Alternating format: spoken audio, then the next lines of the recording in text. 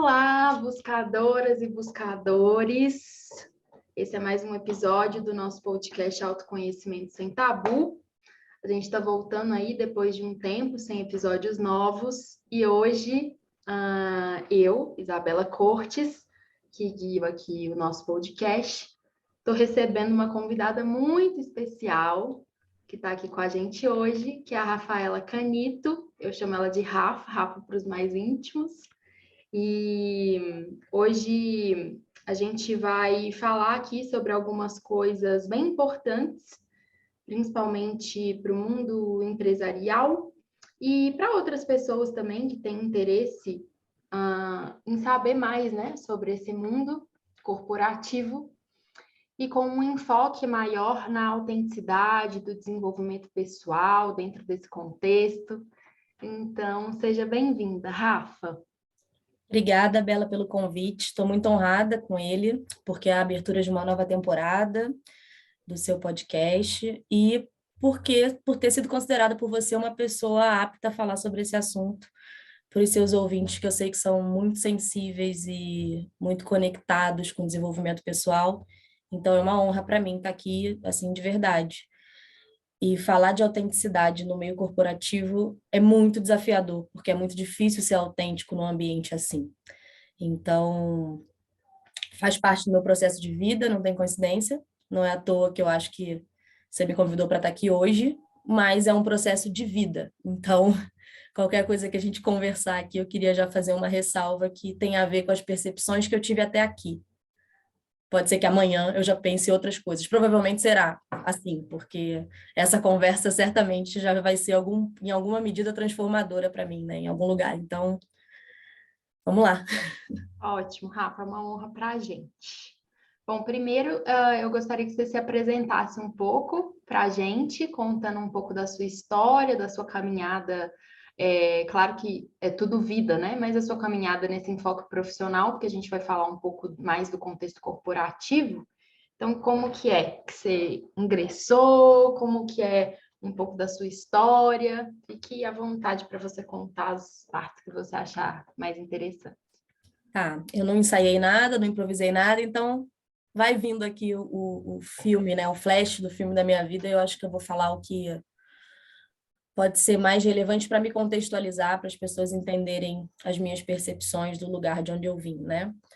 Eu sou uma pessoa que sou extremamente focada no profissional, e quando eu falo profissional, isso é desde muito cedo, então desde que o meu profissional era a escola, né? Então a minha vida sempre foi muito organizada no entorno disso, né? Então eu tenho uma família que é de uma origem bem mais simples que a média das pessoas com quem eu convivo hoje. Então não está em dissonância com o Brasil, mas está muito em dissonância com o meio que eu habito hoje. Então, para eu chegar nesse meio e ter condições de ser recebida ali, eu tive uma família que se movimentou muito, se esforçou muito e me jogou muito para frente, para que eu conseguisse uma educação e uma formação de qualidade, uma independência, sobretudo financeira. Então, foi todo um movimento familiar de pessoas que não tiveram os mesmos acessos que eu tive, para que eu conseguisse acessar lugares. E aí, familiar, aqui eu estou incluindo não só os laços consanguíneos, né, que a gente tem, como as pessoas que a minha família foi atraindo para perto da gente, que foram ou na forma de casamentos, ou na forma de amizade, ou na forma de, enfim, associações que foram integrando aí a minha egrégora, né, e me impulsionando de várias formas. E aí eu tive acesso a bolsas estudantis, eu tive acesso a... eu comecei a trabalhar muito cedo, né? Eu comecei a trabalhar, eu tinha 15 para 13 anos, na verdade. Com 13 anos eu comecei a ser explicadora de crianças menores, né? Para ter uma rendinha extra ali para eu viver. Sempre para eu viver, porque viver as minhas coisas de adolescente, porque todo o meu sustento, a minha mãe batalhou muito para eu ter. Então, é um tipo de... Eu comecei minha vida trabalhando para ter alguns luxozinhos de adolescente, comprar uma agenda com adesivos, essas coisas. E aí depois eu fui tendo trabalhos um pouco mais estruturados que eu pude ajudar em casa e começar a retribuir. Sempre num contexto de conciliar estudo com trabalho e fazer os ajustes né, de orçamento que precisava e tal. Falo muito sobre dinheiro aqui, porque a vida corporativa está muito ligada a isso, né? Então, enfrentar o mundo corporativo, mergulhar nele, tem a ver o tempo todo com remuneração pelo seu tempo de vida, pelo seu trabalho. E esse é um balanço que a gente vai fazendo a vida inteira. Então, acho que a minha fala hoje vai ter muito a ver com o financeiro também, que não é uma coisa que as mulheres ficam muito confortáveis de falar, né? Então, também é um aprendizado que eu estou vivendo aqui. Com todo esse esforço familiar, vocacional, voltado, né, ali para o meu desenvolvimento intelectual e de formação e profissional, eu não tive nem outra meta na vida senão correr atrás de desenvolvimento pessoal, desenvolvimento profissional e de formação e financeiro, né? Sempre muito voltada para isso. E toda a minha energia foi voltada para isso durante muito tempo. De outro lado, tudo isso me fez viver durante muitos anos num estágio de sobrevivência, porque eu precisei viver num estágio de sobrevivência e desenvolver uma força muito grande, uma energia masculina muito grande, como a gente sempre fala, para que eu tivesse o que eu precisava naquele momento, a agressividade no sentido positivo, porque eu acho que todos os nossos afetos podem ser positivos ou negativos, inclusive os que a gente coloca à margem, né, que são sentimentos que socialmente a gente não acha bonitos, mas eles têm um papel muito fundamental para a gente ter força para desenvolver certas coisas e enfrentar certos desafios. E a agressividade que eu precisei ter para seguir o meu caminho profissional foi o recurso que eu tive com o que eu tinha naquele momento para conseguir prosperar nesse universo, né? E aí eu fui prosperando e eu demorei muito tempo a me dar conta de que eu não precisava mais estar no modo sobrevivência. Eu ainda estou me dando conta disso. E eu acho que a autenticidade tem muito a ver com isso também, né? Enfim, tive uma carreira profissional da qual eu me orgulho muito.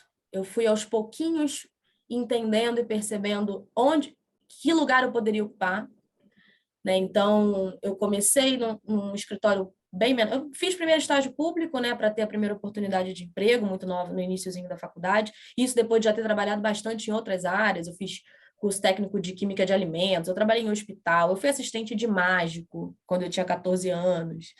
Eu já trabalhei em bar, já fiz de tudo nessa vida, né? Mas no direito, que é sobre a carreira que a gente vai conversar mais hoje aqui, que é a minha profissão hoje, eu não falei nada, mas eu sou advogada, esqueci de falar para as pessoas isso, porque eu estou cada vez menos me definindo pela minha profissão, mas, enfim, hoje eu sou advogada, mas eu tive outras profissões, eu me especializei em outras coisas antes de ir para a faculdade, e aí na faculdade eu fiz faculdade de Direito e segui a carreira jurídica.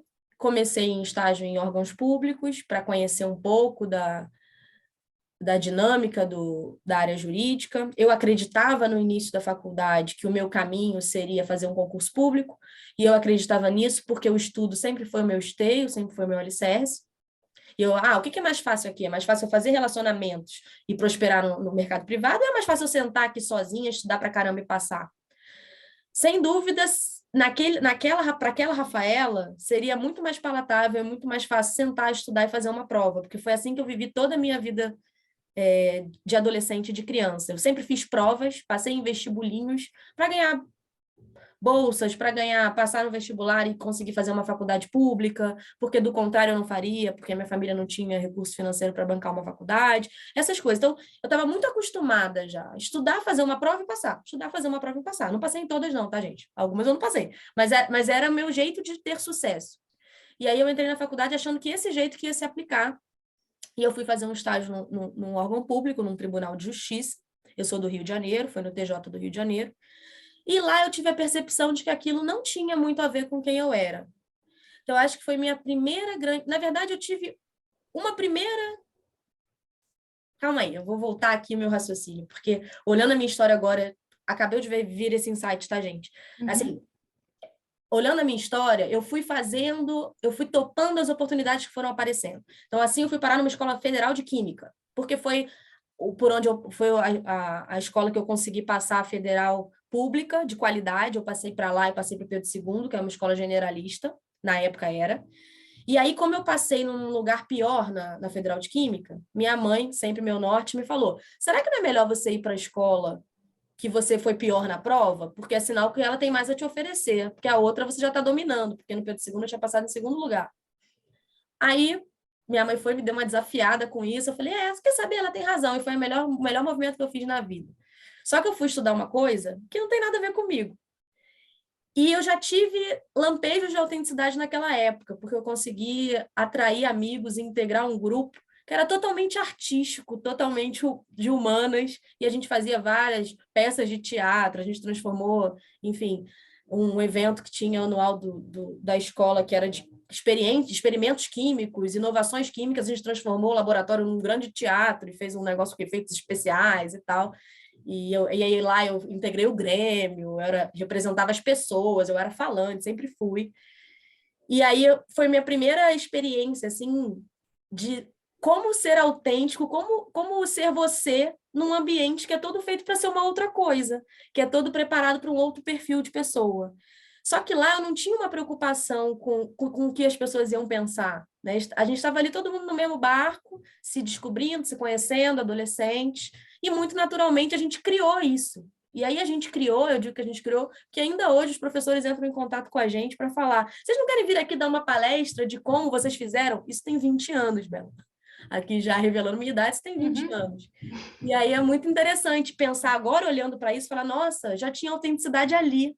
E você não estava nem ligada à Rafinha de 16 anos, sabe? Uhum.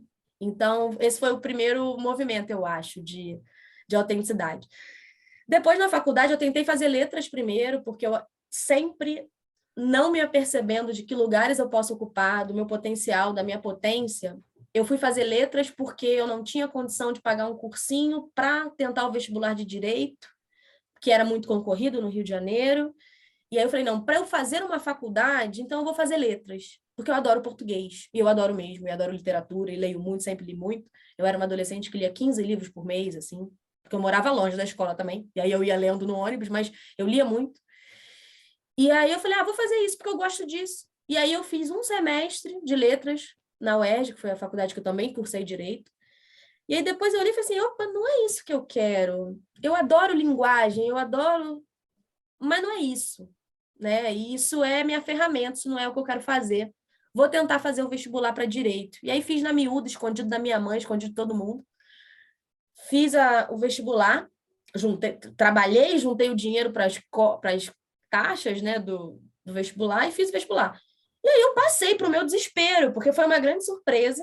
Uhum. Na época, só se passava para direito na UERJ quem tirava nota A na primeira prova. Eu não fazia ideia disso, porque eram 2 provas, 2 fases. Eu não fazia ideia disso, porque eu não fiz cursinho, então eu não estava contaminada. Sei aquela fábula dos sapos que você já ouviu? Não sei se você já ouviu, né? A fábula dos sapos, que é uma corrida de sapo, e aí o sapo que está surdo ganha, porque ele não está ouvindo as pessoas falando que ele não consegue subir a montanha. Todos os outros que estão ouvindo as pessoas falando que não consegue subir a montanha, em algum momento desistem. E o sapo surdo vai e chega no topo sem entender nada porque todo mundo parou. Nunca ouvi, muito legal. Eu vivi essa fábula na vida real, porque como eu não estava em cursinho, eu não estava contaminada pela pressão do tem que tirar A, eu tirei B, podia fazer uma segunda prova. Eu não quis gastar dinheiro com a segunda prova, porque eu achei que B era muito bom, porque eu não estava contaminada. Não fiz a segunda prova, e aí, na prova específica, eu tirei a diferença dos pontos de B para A, porque a prova que tinha peso 12 era literatura, e eu tinha acabado de fazer 6 meses de literatura com os melhores professores de literatura do Brasil. Ou seja, a vida me levou de uma forma que eu não precisei do cursinho, porque ela me preparou de outro jeito, né? E aí acabou que eu passei para direito na UERJ com nota B. Pessoas me procuraram no Orkut na época. Você é a garota que passou com B? Sabe assim? Porque ninguém passava com B. Então, assim, é interessante isso. Aí eu fiz direito, no direito eu me encontrei, mas eu entrei para o direito achando que eu ia fazer concurso público. Tive a minha primeira experiência no TJ do Rio, vi que não era aquilo que eu queria, não era a rotina que eu queria viver. Eu falei, poxa, é o meu caminho mais fácil. Mas será que agora que eu estou novinha, aqui, início da faculdade, não vale eu experimentar uma outra coisa? Por enquanto? E aí eu experimentei. Fui para um escritório que era menor, que era um family office e tal. Pequenininho, tete a tete, pessoas acolhedoras e tal. Uma grande amiga que já me abriu muitas oportunidades, me abriu a oportunidade de uma entrevista nesse lugar. Foi a primeira de muitas que viriam na sequência. Eu tenho esse ativo de pessoas que abrem caminhos para mim, e por isso que as minhas pessoas são as minhas pessoas, eu sempre falo isso, que eu tenho muita sorte. e tive, e sempre reguei muito essas relações também, né, de outro lado, mas é, uma dessas pessoas já abriu meu caminho, e lá eu tomei um gostinho pela advocacia. Falei, nossa, acho que eu tenho jeito para esse negócio aqui. Uhum. E fui ficando, fui gostando, fui indo bem, e aí outras oportunidades foram surgindo. Eu cheguei a estudar para um concurso com um grupo de amigas minhas, umas trabalhavam comigo, outras estudavam comigo, e era um concurso para o Tribunal do Trabalho.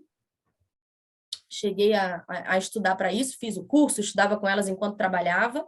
No dia da prova, espantosamente, o meu celular, que era um V3 na época, não despertou. Eu não fui fazer a prova. Nós éramos 4 ou 5 amigas, eu fui a única que não fiz a prova depois de estudar o ano inteiro.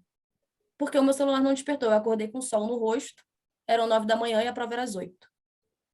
Aí eu fiquei desesperada, chorei, foi uma grande questão na minha vida. E minha avó, que era uma pessoa muito sábia, virou para mim e falou assim: Rafa, não chora não, que Deus tem seus planos.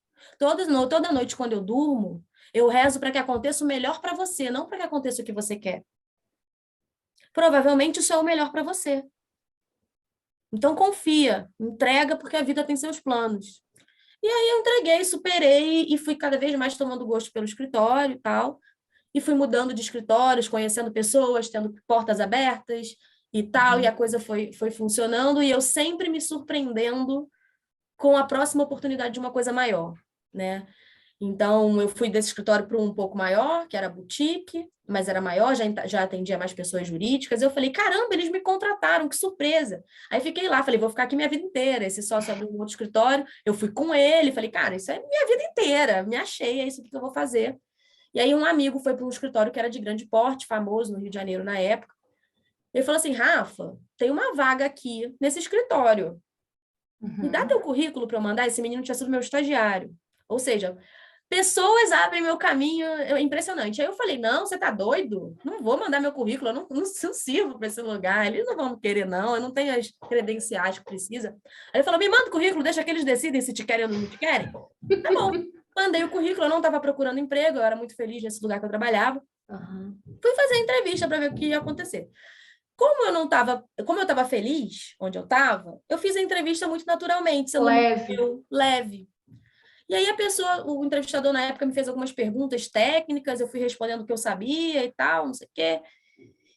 E aí eu tinha pontos a desenvolver realmente, porque eu não tinha tido por exemplo, eu não tinha morado fora, né? Eu não tinha certas experiências que os advogados desse lugar costumavam ter. E eu saí da entrevista tranquila. Falei, também, se não passar, tá tudo bem, porque eu tô muito feliz aqui. E aí, uma semana depois, 15 dias depois, o escritório me liga falando, a vaga é sua. Eu me lembro de ficar assim, o quê? Não, vocês estão brincando. Não, não, não. Tipo, a mulher da RH no telefone, não, não é possível. Não, a vaga é sua. Uhum. E foi uma virada de chave na minha carreira, porque Às aí, vezes, se estivesse desesperada, não passava. exatamente, exatamente. Mas foi uma virada de chave em vários sentidos. E aí eu passei por muitas coisas nesse processo. Foi o escritório que eu fiz a maior parte da minha carreira até agora. Já saí de lá, mas eu fiquei muitos anos lá. Eu sou muito grata, porque eu tive muitas oportunidades lá. Uhum. E oportunidades cada vez maiores de fazer as coisas a meu modo. E Uhum. aí conversa muito com a autenticidade. Conversa muito com a autenticidade, porque, enfim, eles abriram espaço para eu ser quem eu era, mas isso exigiu, de outro lado, o desenvolvimento de outras coisas em mim para eu entender quem eu era e quem eu queria ser, porque tem isso também. Né? Então, Uhum. assim, eles abriram todas as portas, mas eu não abri todas as portas para mim, que é um Uhum. movimento que eu acho que eu estou fazendo só agora. Né? Então, o que eu quero dizer? Não basta também, porque a gente, quando fala de mundo corporativo, fala muito assim, porque a organização não me dá espaço, ela não deixa eu ser quem eu sou, não sei quem eu sou, não sei quem não. Você sabe quem você é? Porque não é só o outro não me deixa ser quem eu sou, e aí por isso eu tenho ansiedade, por isso que. Você sabe, se o outro abrir o espaço, o que você vai ser então? O que você vai mostrar que você é? Né? E aí eu tive uma experiência em que eu tive abertura de espaço, que foi gradual, para eu ser quem eu sou, mas eu não fui quem eu sou na minha plenitude.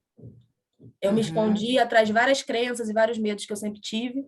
Eu não me apropriei da minha origem, da minha história. Eu fui sendo o que eu achava que eles queriam que eu fosse. E aí eu olho para trás e eu vejo que eu tinha todo o espaço para ser quem eu era desde o início e usar não é nem usar a meu favor, mas me apropriar de tudo que me aconteceu na vida, que não foi pouca coisa, né? E eu não fiz isso. Eu aproveitei, eu acho que se você falar com os meus colegas que conviveram comigo em quase 10 anos, 9 anos que eu fiquei nesse lugar, eles vão falar que eu era alguém original, eu era alguém autêntico, eu fazia as coisas diferentes dos outros e tal, porque se associa muito a autenticidade a isso, né? Você ser diferente do outro, e não é isso, né? Mas se associa muito a isso. Só que eu sei hoje que eu não fui tão autêntica quanto eu poderia ser. Talvez eu ainda vá ser mais. Mas agora eu já estou muito mais autêntica do que eu era há 2, 3 anos atrás, entende? E aí, para mim foi determinante passar por pessoas que foram falando, que eu fui permitindo me conhecer. Eu sempre criei relações de muita confiança no lugar de trabalho, eu não separo tanto o trabalho da vida pessoal, então eu tenho amigos pessoais no trabalho, sim, sempre tive, sempre misturei tudo e sempre deu muito certo. Né? Então, assim, eu ia abrindo a minha vida para essas pessoas com quem eu construí relação de confiança, essas pessoas começaram a falar, mas fala sobre isso. Já pensou na quantidade de pessoas que você pode inspirar e encorajar se você falar sobre isso? E eu, mas não sei, porque é muito medo, muito sentimento de escassez, muito receio de me descobrirem a qualquer momento e perceberem que eu não pertencia. Não Né? merecimento. Não merecimento. Várias questões nesse sentido, eu não me abri. Eu tenho certeza que tem pessoas lá que me conhecem há muitos anos e não sabem a minha história inteira. E a culpa não é delas, não foi falta de abertura no lugar. Foram crenças e questões que eu fui desenvolvendo e receios e falta de autenticidade, né? Por isso que eu digo que autenticidade não é só você querer ser autêntico. Tem outras coisas que tem que vir junto. Uma autenticidade pura, não pensada, pode ser uma autenticidade agressiva com o outro, né? Não adianta você falar, eu sou como eu sou, eu penso desse jeito, eu vou falar desse jeito e dane-se quem está em volta. Sincericídios e falta de educação, né? Não adianta, essa autenticidade pura também não leva ninguém a lugar nenhum, nem você a lugar nenhum, e nem faz bem para o ecossistema que você habita, né? Eu acho que a autenticidade, hoje, né? Minha visão da Rafa de hoje, tá? A autenticidade tem muito a ver com estar ligado, o seu centro, o que você sente, com o que você pensa.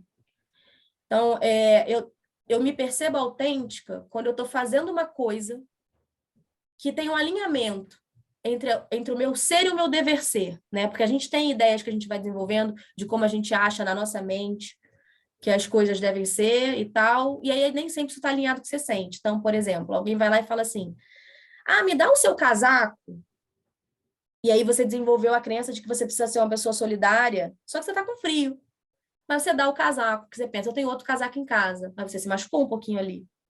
E você se incomodou de dar aquele casaco, mas as coisas não estão alinhadas, né? Eu quero dizer assim, a autenticidade para mim tem a ver com as minhas decisões racionais estarem alinhadas com o que eu sinto. Isso acontece toda hora? Não.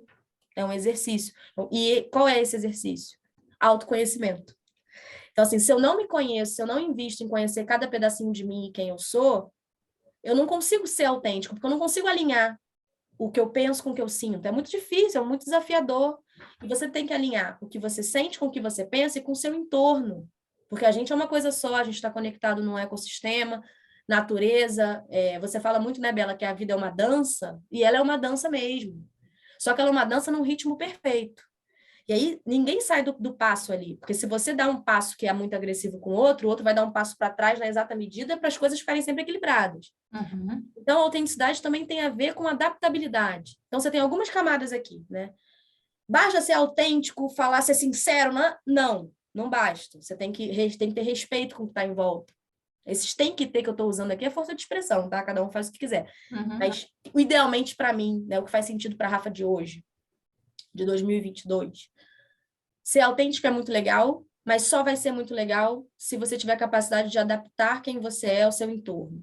E adaptar quem você é ao seu entorno só vai ser legal se você tiver capacidade de se adaptar de uma forma que não se violente, que não entregue tudo para o outro, para ser aceito, para ser querido, e não sobre nada de você.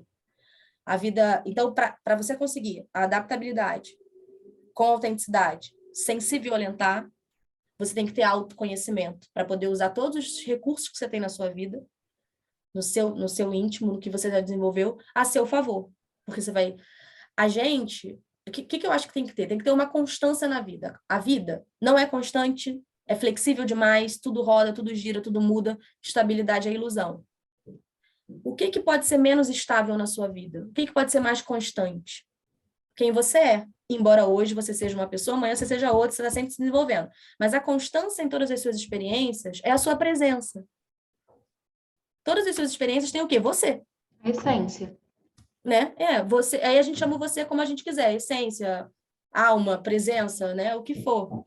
Vai ter você ali. O que que você pode fazer a seu favor para ter um pouquinho mais de estabilidade na sua vida? Se conhecer. Porque você se conhecendo, você vai ter a habilidade de usar os seus recursos para se adaptar às diversas situações sem se violentar, com respeito a quem está ali, com respeito a quem veio antes, com respeito a quem vem depois. Sempre pensando que você está num ecossistema equilibrado, né? Uhum. E aí, como é que essa tese toda se aplica na prática? Para mim, no meio corporativo, eu fui fazendo isso instintivamente, num lugar, num escritório que me abriu portas para ser quem eu era. Então, eu fiz coisas que ninguém nunca tinha feito lá dentro, mas eu fiz outras tantas que todo mundo já vinha fazendo. Porque ao mesmo tempo que eu ensaiava botar minha asinha de fora, eu botava bem disfarçadamente, para ninguém perceber que minha asa tá assim e não me tirar de lá, porque eu não merecia estar lá. Era como eu me sentia. E aí acabou que eu fui desenvolvendo uma gratidão absurda pelo lugar, num ponto em que eu me adaptei de uma forma que eu me violentei em vários aspectos. Uhum. Para mim não tinha tempo ruim, eu fazia o que fosse preciso na minha cabeça do que era preciso para que aquele lugar voasse. Eu queria muito que aquilo desse certo. Queria muito. Até um pouco de arrogância, porque o lugar não precisa de mim para nada. Eles já eram incríveis antes de eu chegar e vão permanecer assim por muitos anos. Né? Mas, enfim, eu achava que se eu tô ali, eu tô nesse time, eu tenho que fazer isso dar certo, e aí me manda lavar o chão, eu lavo, me manda tomar decisões gerenciais, eu tomo, me manda fazer qualquer coisa, café eu faço. Né? E eu era muito feliz fazendo isso. Mas eu não percebia o quanto eu estava desequilibrando o resto da minha vida. Uhum. Ninguém me pediu isso, Bela. Ninguém me pediu diretamente isso, e eu tenho certeza que se eu tivesse colocado limites, os limites teriam sido respeitados. Porque eu tive a chance e a oportunidade de ter líderes nesse lugar humanamente excepcionais. Uhum. Intelectualmente, todos são lá, né? Mas humanamente, né? Que isso é um diferencial. Eu não posso dizer para você que eu tive nenhum chefe, nenhum líder, nenhuma liderança perto de mim, direta, que fosse danosa para mim, que brecasse o meu desenvolvimento, que me impedisse de ser quem eu sou.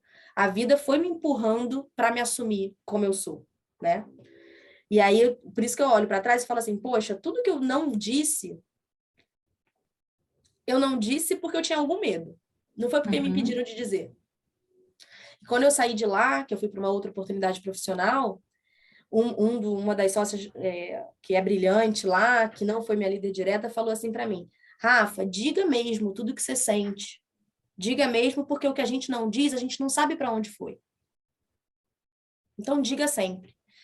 E eu saí com isso na cabeça, ou seja, foi um lugar que me formou como advogada, mas me formou muito mais como pessoa. Uhum.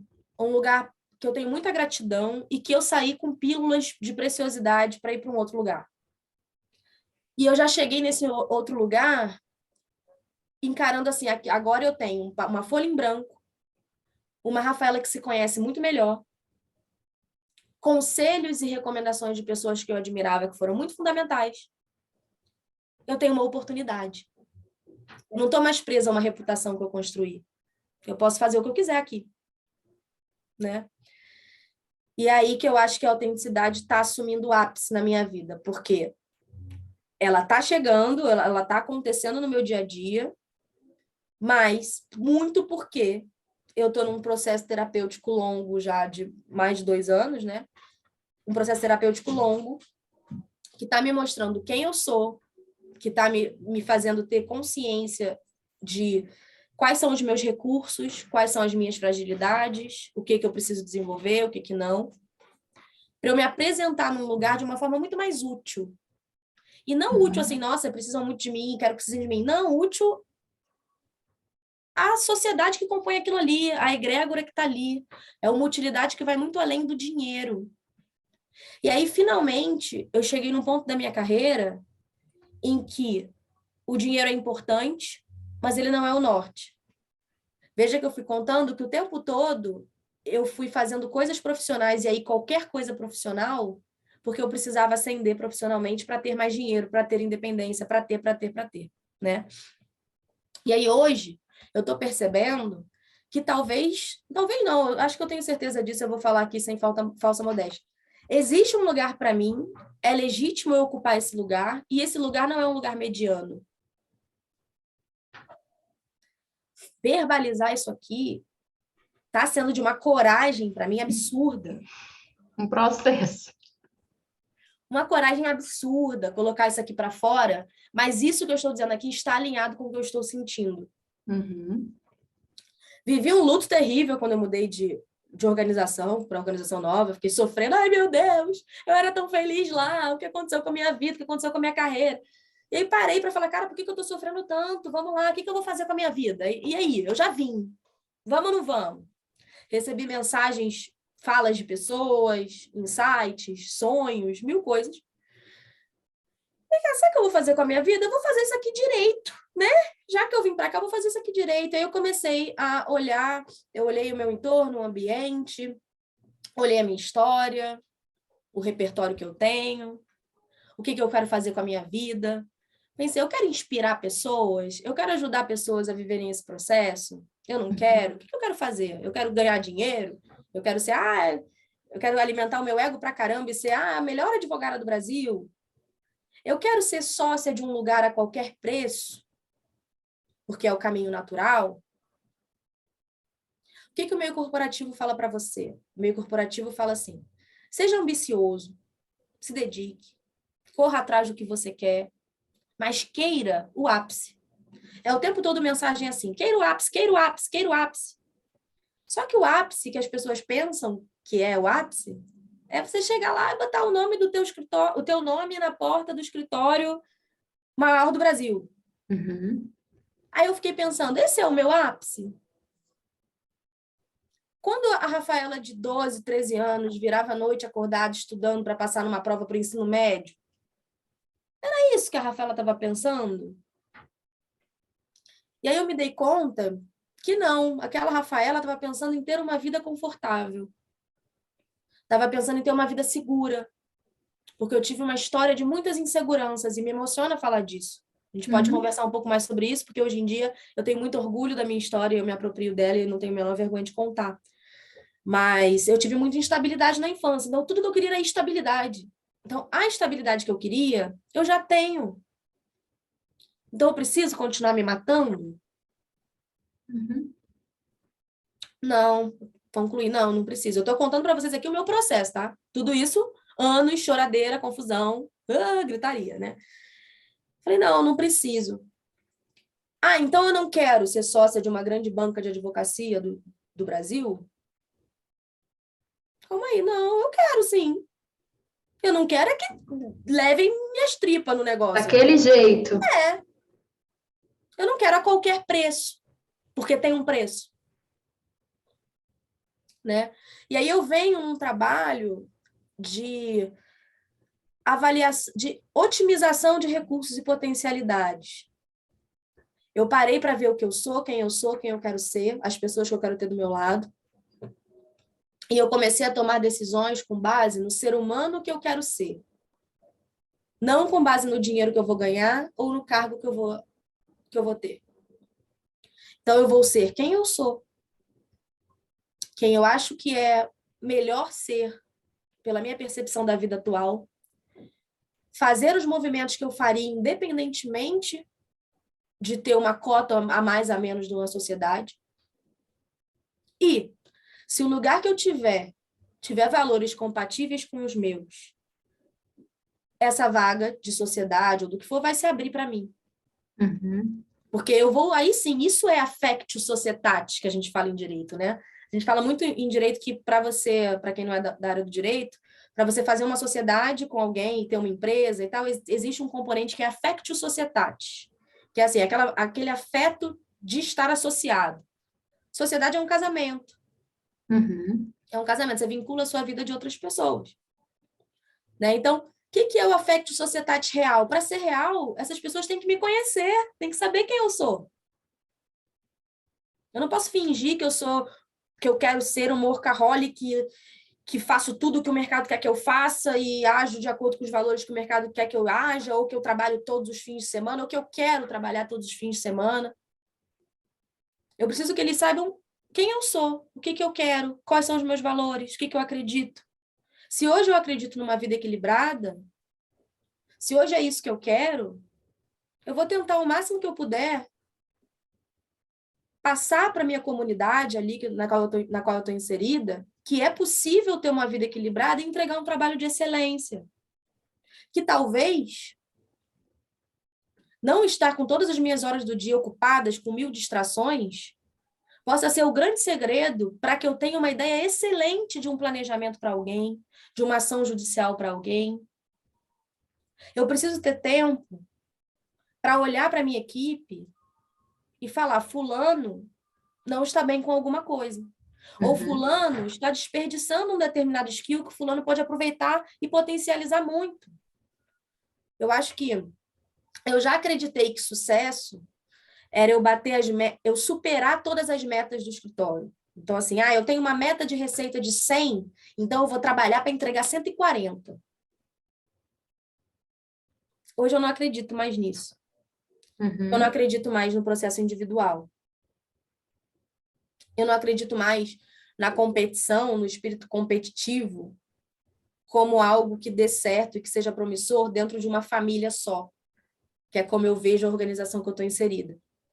Então, eu não quero me acotovelar com meu coleguinha, com meu par, para buscar uma vaga numa sociedade a qualquer preço. Eu quero contagiar esse meu coleguinha com o quanto nós somos fortes, podemos potencializar os nossos recursos para competir com quem a gente deve competir, que é o concorrente, que é a outra banca. Então, eu tenho... E esses sempre foram os meus valores, sabe, Bela? O que faltava em mim era coragem de falar sobre eles numa mesa de almoço corporativo, independentemente do que o coleguinha fosse pensar.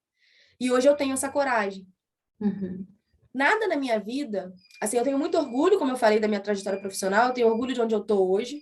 Eu acho que eu tenho um caminho ainda muito longo a perseguir, a maior parte da minha carreira ainda está por vir, né? Só que eu olho para trás e o que eu vejo é que tudo que eu conquistei foi em comunidade.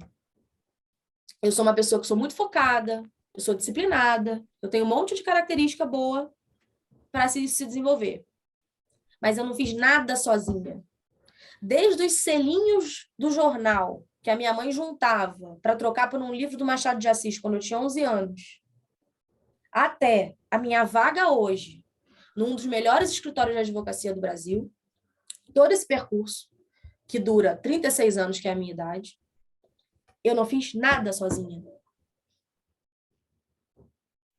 E deu certo para mim, deu muito certo para mim. Então, não seria compatível com quem eu sou eu estar numa instituição hoje, numa organização, fomentando competição não saudável entre as pessoas. Eu não quero que as duas meninas que trabalham na minha equipe, que são duas advogadas excepcionais, compitam entre si. Eu quero que uma cubra a outra, que uma ajude a outra, porque as duas juntas vão ser imbatíveis, porque elas já são excepcionais separadamente. Sabe? Eu acho que eu tenho tanta convicção que esse é o valor certo, que, cara, para mim não tem outro jeito de fazer, sabe? Eu acho que qualquer outra forma de fazer, qualquer dinâmica de remuneração, qualquer dinâmica de estímulo de desenvolvimento de negócio que pressuponha uma competição entre pessoas que estão jogando no mesmo time, vai fracassar. Eu acho que o mundo está evoluindo para uma situação em que a gente só consegue as coisas juntos, coletivamente. Na cooperação, né? É muito especial ouvir sua história, Rafa, e você contá-la, né, hoje, né, como você disse no ponto que você está, com esse teor de vulnerabilidade, porque nós sabemos que é algo que muitas vezes dentro de um modelo mais cartesiano, né, mais racional, como o mundo corporativo, a vulnerabilidade, apesar de ser hoje mais falada, porque o desenvolvimento pessoal está sendo mais aclamado assim nesses contextos, mas a gente sabe que ainda tem muito a percorrer, né? Que por mais que um tópico comece a ser falado, isso não necessariamente é garantia que aquilo ali vai ser cultura e valores de organizações, muito pelo contrário, né? Hoje, na prática, a gente vê até organizações que ali nos valores colocam coisas lindas e tudo, mas ali na prática não é nada disso que acontece. Então, parabéns pela sua coragem, né, de demonstrar dessa forma. E você puxou um assunto que eu gostaria que a gente talvez também falasse aqui, um ponto interessante, que né, muitas vezes as pessoas me procuram e ouvem falar, e eu quero saber o meu propósito, eu quero tudo, e aí às vezes a pessoa está ali num contexto corporativo e ela acredita que ela precisa sair ou fazer uma outra coisa para se conectar ao seu propósito. E aí é interessante, porque aqui uma analogia que me surgiu agora, que às vezes, vamos supor, numa busca espiritual, numa busca de desenvolvimento humano, a pessoa quer atingir uma espiritualidade santificada, mas ela ainda nem explorou todo o potencial da humanidade, ela nem explorou tudo o que é ser um ser humano, e aí ela já quer dar um super salto, né, para arcanjos, para cúpula sagrada, de uma forma um pouco romantizada. E aí eu queria saber isso, assim, nesse contexto, dentro de geometria de trabalho, o que você vê, assim, nesse sentido? Eu falo assim, eu acho, né, o meu ponto de vista sobre isso é que talvez há ainda muito que aquela pessoa explorar naquele ponto que ela está, porque a gente não acredita em sincronicidade aqui, né? Aqui no nosso podcast, eu não acredito, nem você. Então, existe alguma razão para aquela pessoa estar ali. Então, talvez quais habilidades aquele ponto que ela tá chamando ela para ser desenvolvida aquelas habilidades ali. Então, o que você percebe, assim, desse ponto do papel de cada um na geometria do corporativo? O que você acha que é possível, assim? Não sei se ficou claro, assim. Isso que você está falando está me remetendo aqui a uma coisa. Nesse outro lugar que eu trabalhei, já o pessoal de desenvolvimento humano, né, de RH e tudo mais, estava muito já preocupado com qual era a persona, né, do integrante do escritório. E qual era a nossa imagem sobre essa persona. E aí fizeram uma pesquisa com as pessoas sobre como era a pessoa que você achava que era o representante daquele lugar. E aí saiu perfil Faria Lima, né? Camisa polo no fim de semana, terno de grife, homem, branco, hétero, 30, 40 anos. Saiu uma persona assim. Com todo respeito a essa persona. Com todo respeito. Tem boas pessoas nessa persona. Óbvio, não é isso. O ponto que eu vou chegar saiu essa pessoa. Um estereótipo, né? Um estereótipo. E aí eu fui conversar com uma pessoa sobre o resultado que eu achava que era esse estereótipo. E aí essa pessoa falou para mim o quanto esse estereótipo era cruel e o quanto ele tinha que batalhar para se encaixar no estereótipo. Eu falei, então calma aí. Tipo, nem esse estereótipo tá autêntico, porque a gente é tão diferente entre a gente, sabe? Que aí tem uma pessoa que tem um perfil físico mais parecido com aquele estereótipo, e a pessoa tenta ali se encaixar para ser uma persona que foi criada no nosso imaginário, que ninguém é, né? E aí eu me lembrei disso porque nessa época que a gente fez essa pesquisa eu não tinha a consciência que eu tenho hoje, e eu entrei num curso de MBA lá da USP sobre gestão de projeto, para aprender a fazer modelo de negócio melhor, para entender o que o cara da logística conversava comigo nas estruturações tributárias que eu fazia, para entender mais o ponto de vista do administrador. Eu entrei por isso. Só que, para variar, o que me pegou foram as aulas de gestão de pessoas, né? Que eu amo, gente. E aí, numa das aulas que eu tive, foi só sobre propósito de vida. Falei, gente, eu tenho uma cadeira de propósito de vida num curso de gestão de projeto, que loucura, né?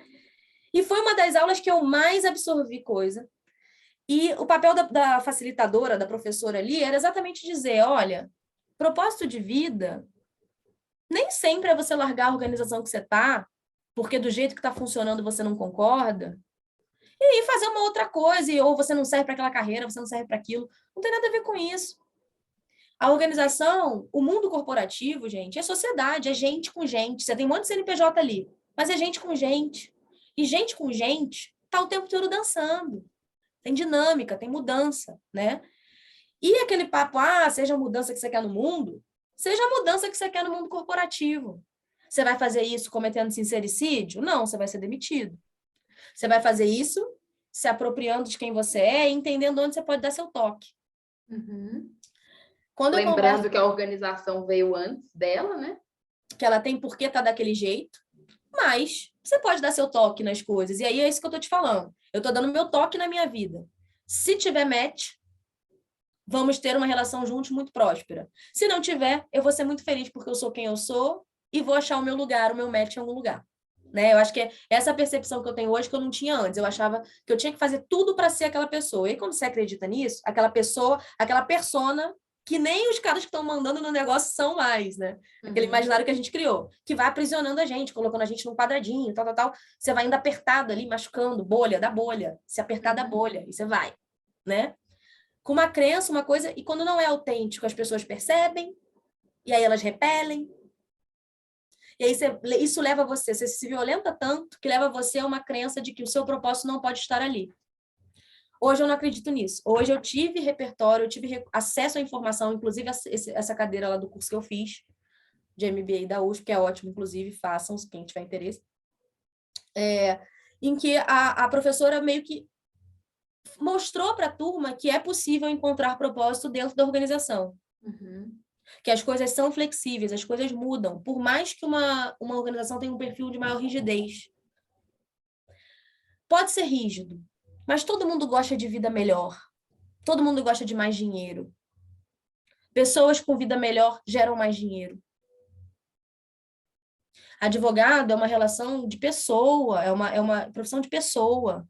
O cliente procura você porque ele tem conexão com você. Como é que ele vai se conectar com uma coisa que não é real? Ele não vai conseguir se conectar. E aí a gente entra no ponto, Rafa, do desenvolvimento humano, nesse contexto assim, o que você vê, inclusive hoje ocupando, né, um lugar que é um estado, né, que você tá, não é o que você é, mas ocupando esse lugar de liderança dentro de um contexto corporativo, o que você vê assim sobre a importância do desenvolvimento humano, de um processo terapêutico, ou de buscas, assim, em geral, de desenvolvimento desse aspecto, gera como diferença mesmo, impacto, né, em lideranças, assim, e não só lideranças, mas outros papéis, mas principalmente lideranças, porque a gente sabe que são lugares que geram mais impacto, né? A primeira coisa que eu queria dizer sobre isso é que liderança, eu não acredito mais na hierarquia da liderança, tá? Eu acho que todo mundo se lidera, é em espiral, né? Então, várias vezes eu sou liderada por quem tem cargos mais jovens do que o meu e lidera o meu chefe. É poder de influência, na verdade. Eu acredito muito em liderança com base em influência social, né? De cima, de baixo, do lado, de todas as direções. Acho que o processo terapêutico tem um papel fundamental nisso. Por isso que eu te falei. O que dá sucesso? Ser autêntico. Para ser autêntico, tem que ser adaptável. Para ser adaptável, sem ter um burnout, sem ter um problema de saúde mental, tem que ser uma adaptabilidade dentro de quem você é. Só que você só vai saber se adaptar com autenticidade se você tiver a base, que é o autoconhecimento. E o autoconhecimento, a gente tem muito ponto cego na vida, muita crença que vem de família, que vem dos meios que a gente vive. Isso só vai vir para você, esse autoconhecimento, se você investir seu tempo nisso. E isso vem pelo processo terapêutico, com, obviamente, um facilitador, um terapeuta qualificado, como vem por qualquer outra ferramenta que você utilize de autoconhecimento, tá? O autoconhecimento pode estar, se você quiser, ir numa sessão de tarô. A taróloga vai te falar uma informação. É autoconhecimento quando você para e fala assim, isso que ela está falando não faz sentido nenhum na minha vida. Ou, nossa, isso faz muito sentido na minha vida. Para mim, o discernimento, né? O processo terapêutico é você se dar um momento de olhar para si. É uma hora sua, de você com você mesmo. Vai ter um facilitador ali, porque você tem ponto cego. Você tem que ter a humildade de reconhecer isso. Mas é um processo seu com você mesmo. Assim como é a meditação. Meditação, você para lá 1 minuto, fecha seus olhos 5 minutinhos e fica vendo como você se sente. Vem um pensamento, o que esse pensamento causa em você? Aí você começa a entender o que é o alinhamento da sua intuição, do seu sentir, do seu pensar. Então, acho que todas essas ferramentas de autoconhecimento que a gente tem hoje, e é a vantagem de estar até meio comercial, essa coisa da espiritualidade, a vantagem é que muitos recursos vão chegando, muitas ferramentas. E aí você pode usar para isso.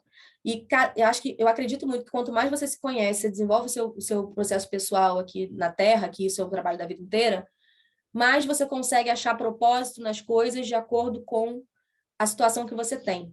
E tudo isso é muito importante, Bela, porque nem todo mundo vai ter acesso à vaga do alto executivo que ganha uma fortuna. Esse processo é importante na pessoa que tem qualquer tipo de profissão ou qualquer tipo de colocação no mundo. Se você tem a oportunidade de se adaptar junto com o autoconhecimento, você consegue ter uma existência autêntica, respeitando o seu entorno. Isso é o que eu acredito hoje, é o que faz sentido para mim hoje. Mas a gente considerando também esse lugar físico aqui na Terra, de cargos de líderes, o que você vê assim que impacta esse desenvolvimento pessoal para essas pessoas que estão, não por acaso, ocupando esses lugares? Eu acho que o processo terapêutico, o autoconhecimento, leva a essa liderança autêntica e adaptável, que leva ao desenvolvimento máximo das potencialidades do seu time. Então, assim, se você se conhece e você sabe, por exemplo, onde você é frágil, onde você tem ponto cego, onde você precisa desenvolver, você já recebe qualquer posicionamento do seu time de uma outra forma. Você ter consciência de quem você é, autocrítica, autorresponsabilidade e tal, faz com que você receba o mundo e veja o mundo de um jeito diferente. E isso vai reverberar no lugar que você está, em qualquer cargo que você tiver. Mas se você está liderando, ou seja, se você é exemplo, se você tem um cargo que necessariamente deveria ser exemplo para outras pessoas, de como conduzir as coisas, e se você tem o poder de direcionar os negócios para um lugar ou para o outro, o autoconhecimento é fundamental porque você vai ter uma meta para chegar em algum lugar e você vai saber quando você é frágil naquilo para chegar lá. Então, você vai ter uma percepção boa para montar o time adequado para aquela meta. E você vai ter uma percepção melhor ainda de ter sensibilidade de quando um liderado vem falar uma coisa para você, não levar para o seu pessoal, sabe? Ou não responder de um jeito que é torto. Você vê muitos depoimentos de lideranças agressivas, o ambiente corporativo tem muito isso, né? Assim, de relações abusivas mesmo, de trabalho, em que a outra pessoa descarrega toda a sua frustração em cima de quem trabalha com você. E acho que se você vive o processo de autoconhecimento, você desenvolve recursos para lidar com as suas frustrações, sozinho, você mesmo, não despeja lá em cima dos outros, e você desenvolve recursos para tirar o melhor de quem está atrás de você, olha, falo terrível, de quem está vindo, eu quis dizer, de quem está vindo na fila, né, de desenvolvimento. Você desenvolve o melhor para tirar dessas pessoas o melhor que elas têm, estimular elas a colocar o melhor que elas têm para fora, e você consegue fazer um ambiente mais harmônico. Fica mais fácil todo mundo achar o seu propósito nessa estrutura, se está todo mundo investindo em quem é, porque é aquilo que eu te falei, não adianta você falar, o lugar não me dá não me dá espaço para ser autêntico, se você não sabe, se te der esse espaço, o que você vai fazer com ele. Eu já fui a pessoa que não soube o que fazer. Podia ter feito muito mais, sabe? Talvez agora eu faça mais, tomara que dê certo, né? Mas eu estou num momento da carreira e da vida bem feliz com isso, assim, eu estou muito satisfeita comigo, independentemente de como as coisas vão se desenrolar profissionalmente. Ótimo, Rafa. E aí, né, através disso que você falou, vem a preocupação que clama, né, das organizações, que é aumenta o faturamento. Porque é isso que, né, hoje, né, qualquer pessoa que chega ou com uma proposta, um projeto legal, é isso que as corporações vão querer saber. Mas isso aumenta o meu faturamento? No meu ponto de vista, sim. Eu vou falar achismo aqui porque eu não fiz pesquisa disso, né? Mas como tudo aqui é achismo, já que eu não sou especialista em nada disso que eu tô falando, eu sou só uma pessoa que viveu. O que eu acho? Eu acho, Bela, que brilho no olho é uma coisa que contagia. Brilho no olho é uma coisa que atrai gente para perto. Todo mundo quer orbitar o sol. E você só consegue ser sol se você tá feliz e empolgado com aquilo que você tá fazendo. E só vai ser feliz, só vai te trazer felicidade e empolgação se tiver a ver com quem você é, se tiver a ver com a sua essência. Então, uma vez que você faz seu processo terapêutico, se conhece o suficiente para estar em qualquer lugar e usar a versão de você adequada para aquele lugar, porque não é não ser você ou fingir que você é outra pessoa, é usar a sua versão adequada para aquele ambiente. Você vai passar para as pessoas esse brilho no olhar, essa vontade, o tesão mesmo de fazer aquilo que você está fazendo, e essas pessoas vão querer estar perto de você. Quem são os seus clientes? Eles são ETs? Eles são... Vieram de Marte? Pode ser que daqui a pouco eles sejam avatares, mas ainda não são, né? São pessoas, né?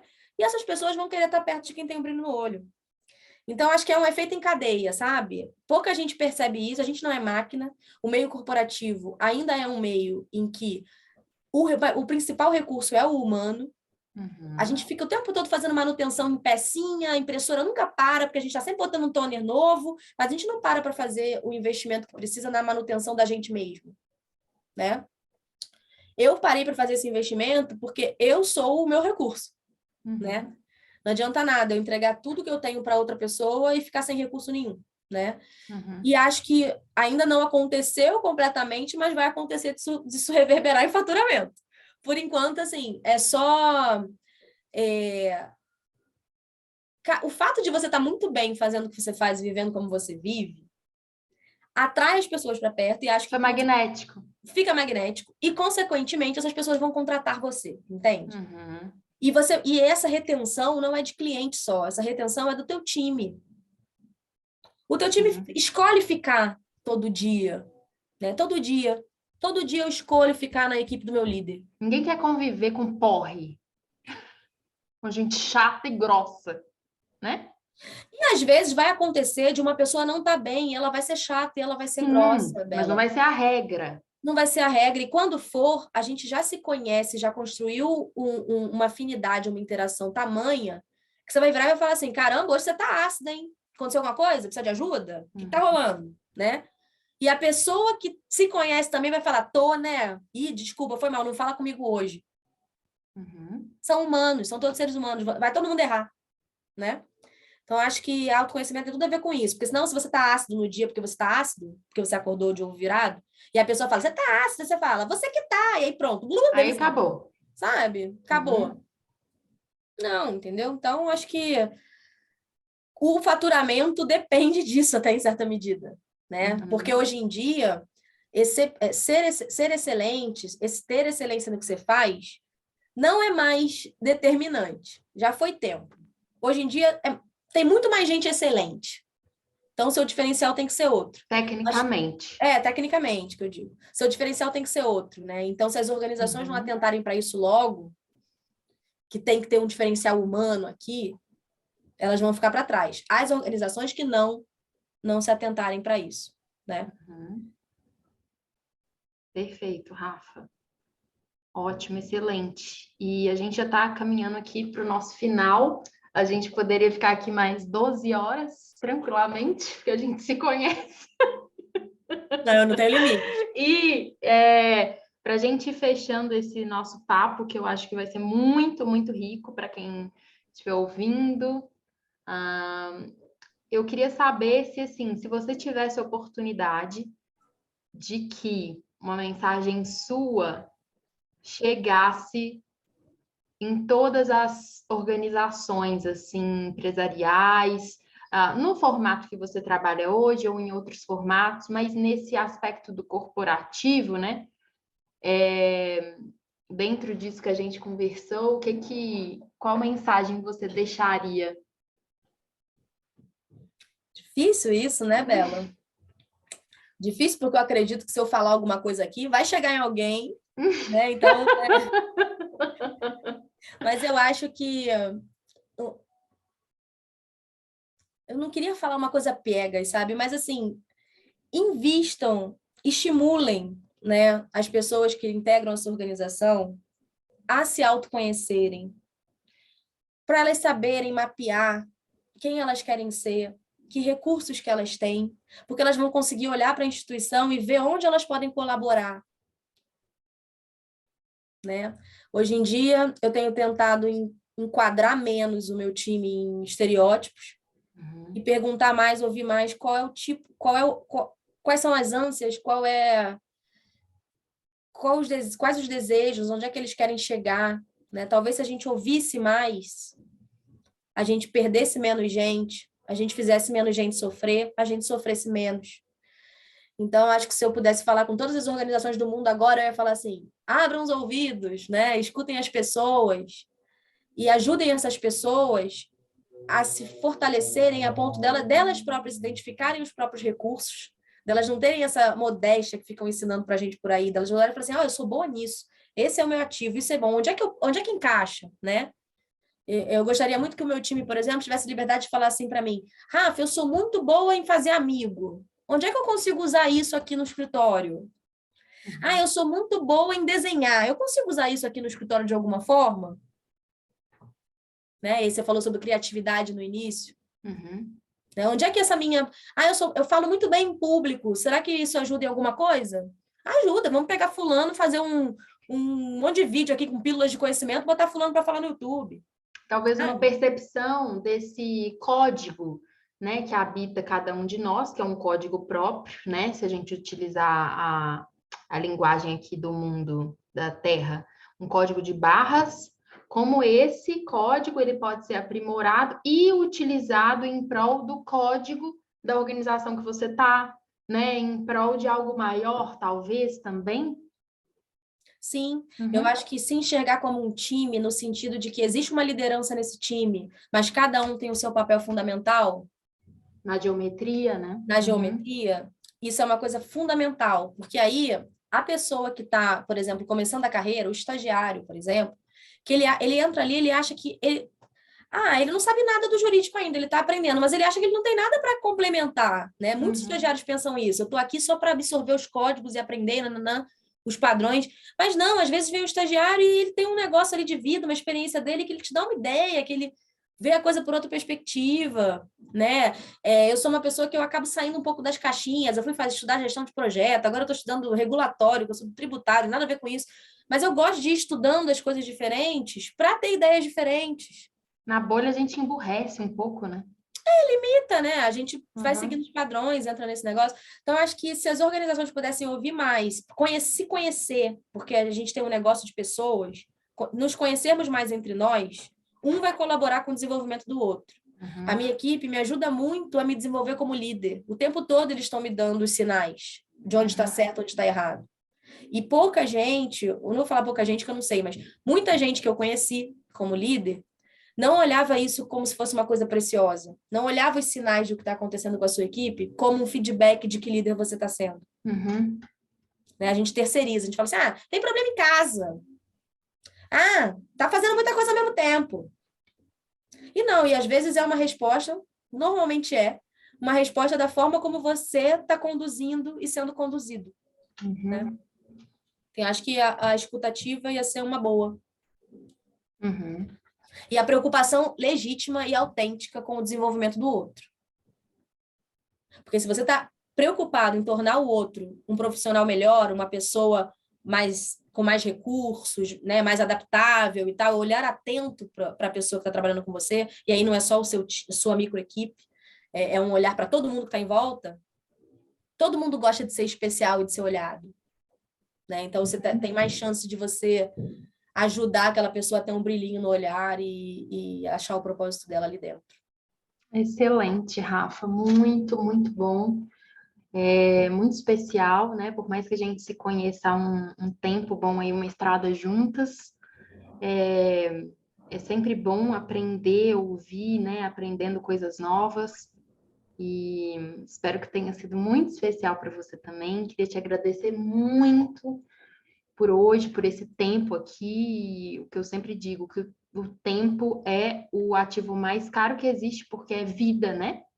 Então, eu agradeço muito por você ter despendido esse pedacinho seu de vida para estar aqui hoje, falando sobre um assunto que eu acredito muito dentro dos meus valores, dentro da minha cultura de visão profissional, que é muito essencial para o momento que a gente está vivendo. E eu queria te agradecer muito. Eu que agradeço muito, Bela, todas as oportunidades, todos os insights, toda a facilitação aí no meu processo. Para quem não sabe, a Bela é a minha terapeuta e dá certo, hein? Dá jogo, gente. Muito obrigada pelo espaço, Bela. Obrigada, Rafa.